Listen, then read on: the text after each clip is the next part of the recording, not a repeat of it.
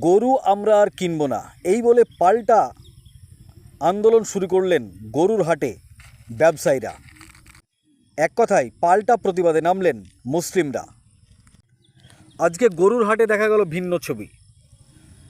একজন গরু ব্যবসায়ী তিনার বক্তব্যে বললেন ওনারা বেচে দিচ্ছে, আমাদের মুসলিম ভাইরা কিনছে, কেনার পর ফেঁসে যাচ্ছে, বেচে দেওয়ার পর টাকা নিয়ে ওনারা বাড়ি চলে যাচ্ছে, ওদের আর কোনো সমস্যা থাকছে না। কিন্তু যারা কিনছে গরুটা রাস্তায় গিয়ে আটকে দিচ্ছে গোরক্ষক বাহিনী, তখন মুসলিমরা ফেঁসে যাচ্ছে, মার খাচ্ছে, গরু নিয়ে চলে যাচ্ছে গোরক্ষক বাহিনী। বিভিন্নভাবে হেনস্থার শিকার হচ্ছে মুসলিম ভাইরা। অতএব আমরা আর গরু কিনব না, আপনারা গরু নিয়ে বাড়ি চলে যান। গরু নিয়ে পাল্টা প্রতিবাদে নামলেন মুসলিমরা।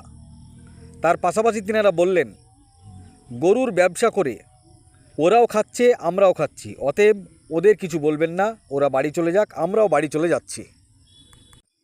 তার পাশাপাশি তিনারা আরও বলেন বিভিন্ন তথ্য মারফত জানা যাচ্ছে সারা বিশ্বের মধ্যে ভারতবর্ষে মাংস রপ্তানিতে 2 নম্বর পর্যায়ে রয়েছে আমাদের ভারতবর্ষ। বিভিন্ন তথ্য মোতাবেক জানা যায় ভারতবর্ষের 100% মানুষের মধ্যে প্রায় 70% মানুষ গরু ব্যবসায়ী।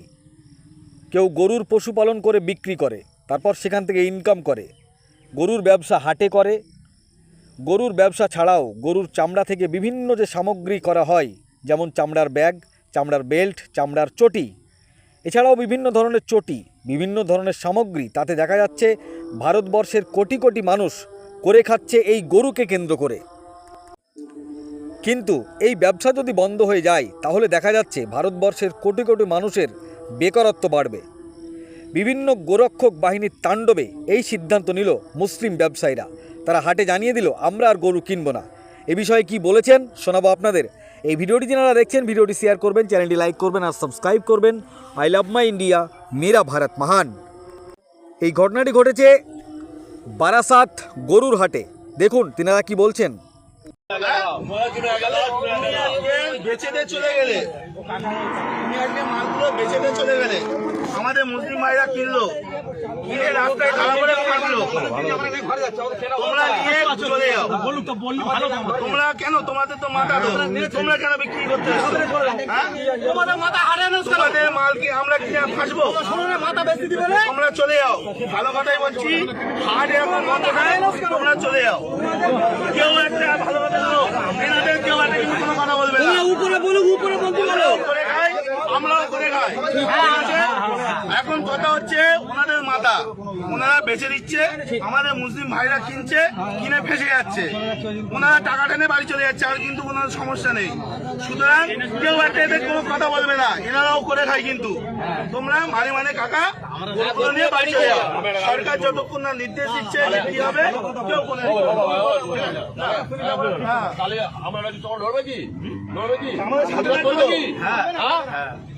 সাথে রাখতে হবে।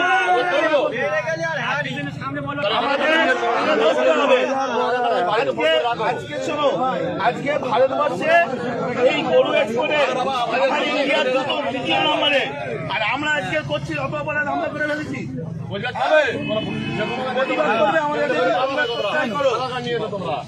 আমাদের সাথে প্রতিবাদ করলে থাকো, না হলে দেখো না। জানি না আজকে এই মাংস, গরু মাংস বাইরের দেশে এক্সপোর্ট হচ্ছে, আমাদের ইন্ডিয়া 2য় নম্বরে। আর আজকে আমরা অপরাধ করে ফেলেছি, এর জবাব কেউ দিতে পারবে? সুতরাং কাকা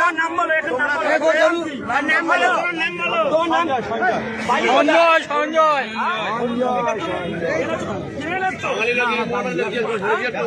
14 বছর বয়স হয়েছে, এটা 14 বছর বয়স হয়েছে, তুমি এই কাজটা করলে কেন? তোমার কালকে তো ঘটনা হচ্ছে, আমরা